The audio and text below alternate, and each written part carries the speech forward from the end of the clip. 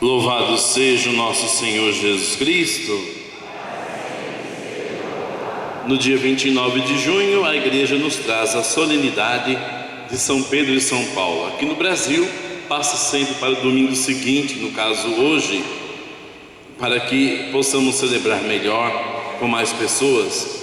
Essa festa é muito antiga na Igreja e celebra justamente as colunas da Igreja, São Pedro e São Paulo. Por essa razão, quando fizemos aqui a azulejaria, colocamos, agora aqui não sei, é São Pedro que está aqui, né?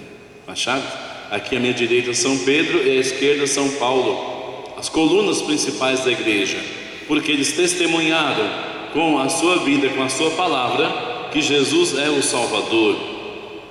No Evangelho de hoje, encontramos a cena em que Jesus pergunta aos discípulos: quem dizem os homens ser o Filho do Homem?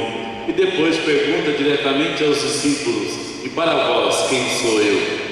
Jesus leva os seus discípulos à região de Cesareia de Filipe, longe de Jerusalém, até distante do território de Israel, quase que uma região pagã, onde havia muitos templos pagãos, até mesmo o culto ao imperador romano, que se fazia passar por Filho de Deus, longe da agitação, da espera de um Messias que fosse um guerreiro, que fosse alguém semelhante a Davi e a Salomão. Ali Jesus faz uma pergunta aos discípulos, entre os quais estava Simão, que receberia justamente o título de Pedro. Simão é o primeiro que Jesus chamou junto ao mar da Galileia, quando disse: vinde após mim e eu farei de vós pescadores de homens.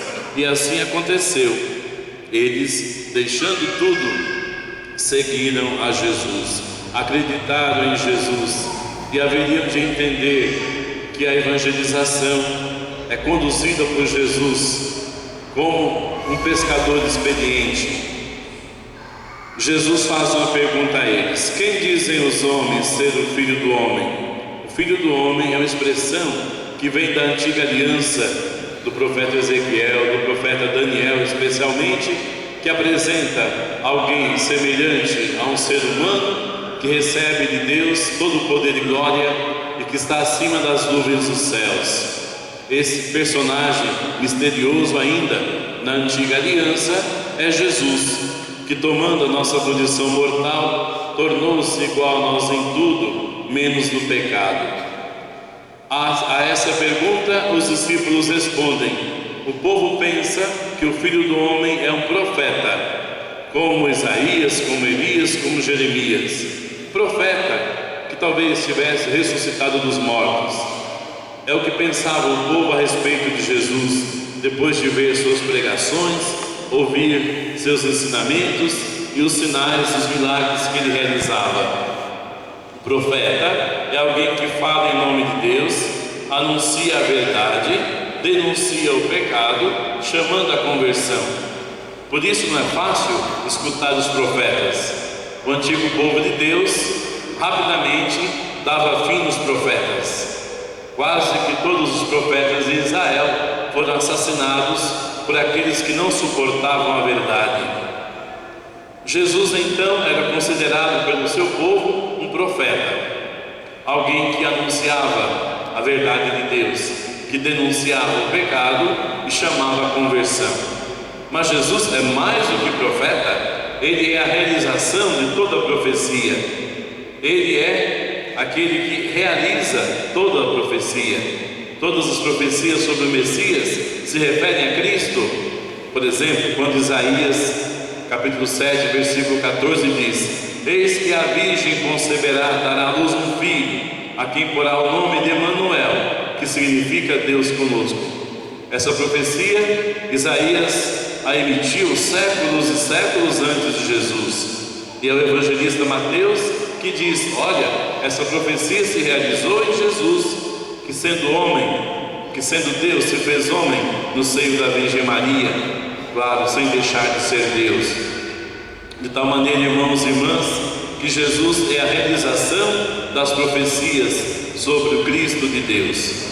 Então, Jesus faz uma pergunta diretamente aos discípulos: e para vós, quem sou eu?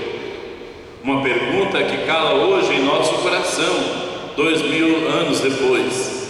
Quem é Jesus para nós, para cada um de nós, para que nós o sigamos, para que ouçamos sua palavra, para que o adoremos, para que em seu nome façamos o bem, para que sejamos missionários do seu nome e da sua mensagem do Evangelho? Quem é Jesus? Em nome de todos, Pedro respondeu: Tu és o Cristo, Filho do Deus vivo. Tu és o Messias, Tu és o ungido de Deus, Tu és o Filho de Deus. Certamente Pedro talvez não tivesse toda a consciência da dimensão daquilo que estava afirmando. Ele iria entender tudo isto após a realização do mistério pascal, isto é, após a entrega, a morte e a ressurreição de Jesus. Mas Pedro foi inspirado pelo Espírito Santo. Pedro é um daqueles pequeninos pelos quais Jesus rezara ao Pai: Pai, Senhor do céu e da terra, eu te louvo, te bendigo, porque escondeste as coisas do reino aos sábios entendidos e as revelaste aos pequeninos. Tanto é assim que Jesus diz a Pedro: não foi o ser humano que te revelou isso, não foi a carne nem o sangue, mas o meu Pai que está no céu. Por isso eu te digo: és Pedro, és pedra, e sobre esta pedra haverei de construir minha igreja, e o poder do inferno não prevalecerá contra ela. Isto é, sobre a profissão de fé do apóstolo Pedro é que se edifica a igreja, não sobre a boa vontade de Pedro, não, mas sobre a sua fé. É assim que a igreja se fundamenta, sobre a pedra viva, angular, principal, que é Jesus Cristo, tendo como apoio os apóstolos como colunas, dentre os quais Pedro é o primeiro. Foi ele que, professando a fé em Cristo, fundou a igreja primitiva sobre a herança do antigo Israel. Pedro também recebe de Jesus o poder da chave para abrir o reino de Deus às nações, aos pequeninos, aos pobres e humildes. Pedro, seguindo o seu caminho, após Pentecostes, haveria de entregar sua vida por Jesus. Foi submetido, por causa do Evangelho, a inúmeros maus tratos. Hoje ouvimos na primeira leitura o que aconteceu quando iniciou uma grande perseguição à Igreja de Deus, logo nos primeiros anos do anúncio do Evangelho. O rei Herodes, aquele mesmo que havia condenado Jesus à morte, manda matar Tiago, irmão de João, um dos apóstolos, e depois mandou torturar alguns membros da igreja, mandou até mesmo prender Pedro. E assim aconteceu que Pedro foi levado para a prisão de Herodes. Era guardado por 4 grupos de soldados, com 4 soldados em cada grupo, 16 soldados para tomar conta de um pescador. Que perigo oferecia esse pescador! E mais ainda, dormia entre 2 soldados algemados, concorrentes. Porém o anjo do Senhor libertou Pedro, porque a missão precisava continuar. E depois de liberto, Pedro disse: agora sei de fato que o Senhor enviou o seu anjo para me libertar do poder de Herodes e de tudo que o povo judeu esperava, quer dizer, a destruição dos cristãos. De tal maneira, queridos irmãos e irmãs, que é movido pelo Espírito Santo, que Pedro segue o caminho que o Senhor lhe havia traçado por inspiração do Espírito, até chegar a Roma, o coração do Império Romano de então, onde Pedro haveria de selar o seu testemunho do Evangelho com o seu próprio sangue derramado pelos pagãos. Onde hoje se encontra a Basílica Vaticana, é onde Pedro foi sepultado. Pedro, desde a antiguidade, é chamado o primeiro bispo de Roma, e o sucessor de Pedro em Roma é chamado Papa, o sinal visível da unidade da igreja, pastor que nos traz a boa imagem do bom pastor que é Jesus. Portanto, a festa de São Pedro é também a festa do Papa, para nós o sinal da unidade em torno de Cristo, em torno de Pedro. Para nós, a Igreja de Roma é, portanto, um sinal da comunhão de todos do bom pastor que é Cristo. Vimos na primeira leitura que enquanto Pedro estava na prisão, a igreja orava continuamente por ele. É também o que nós devemos fazer pelos nossos retos pastores, nosso bispo, nosso Papa Francisco, orar por eles, para que, abrindo-se cada vez mais ao Espírito Santo, possam guiar a igreja de Deus para a santidade, para a vida segundo o Espírito, para a vivência da caridade e do amor fraternal. Porque a igreja não nasceu da vontade do sangue humano, do ser humano, mas nasceu da vontade e do sangue do próprio Jesus crucificado. Ele que entregou sua vida por nós.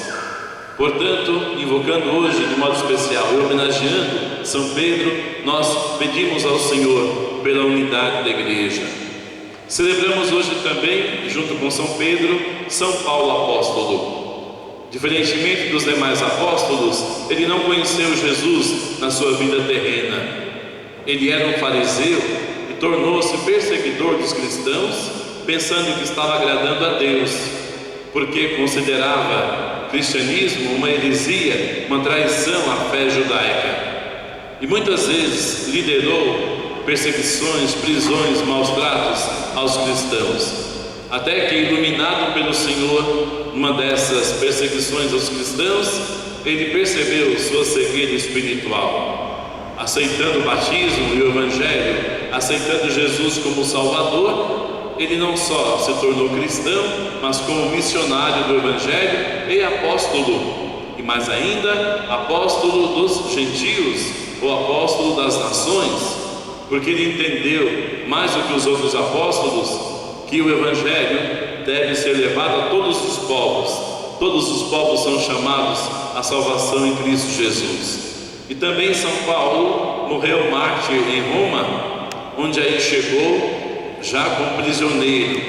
E mesmo na prisão ele evangelizava. No texto de hoje, escrevendo a Timóteo, São Paulo, sentindo que estava chegando o seu fim terreno, ele faz uma espécie de testamento espiritual. Palavras tão inspiradas pelo Espírito que aquecem o nosso coração, nos renovam na fé ainda hoje.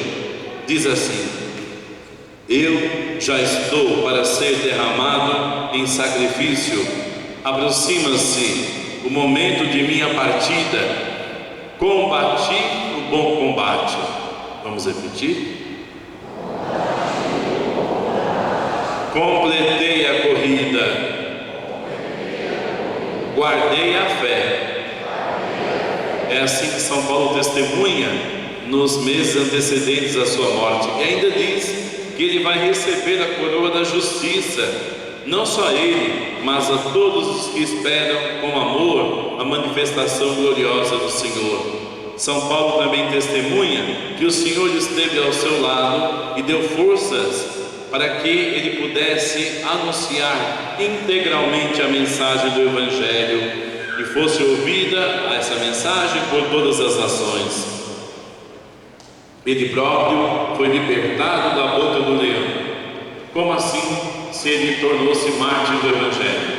Porque foi fiel até o fim, não traiu, não negou o Senhor, embora com inúmeras dificuldades. Uma certa ocasião, São Paulo conta o que aconteceu com ele. Muitas vezes sofreu perseguições, até mesmo da parte de falsos irmãos. Algumas vezes apanhou 40 açoites menos um por ser cristão. Recebeu por 3 vezes uma surra de varas por ser cristão. Nas suas viagens missionárias sofreu 3 vezes naufrágio. Numa dessas ocasiões permaneceu em alto mar, agarrado de pedaços de madeira durante um dia e uma noite. Poderia ter negado Jesus: você me abandonou. Mas não, ele foi fiel, e assim que abordou, continuou o trabalho de evangelização. Passou fome, nudez, jejuns, vigílias intermináveis, calúnias e difamações, mas tudo suportou por amor a Cristo. Então, irmãos e irmãs, que esse exemplo luminoso de São Paulo e de São Pedro nos ajudem a amar mais ainda a Cristo, a servir mais ainda a Cristo e a permanecer unidos à sua igreja, a igreja de Cristo. Louvado seja o nosso Senhor Jesus Cristo. Creio em Deus Pai, todo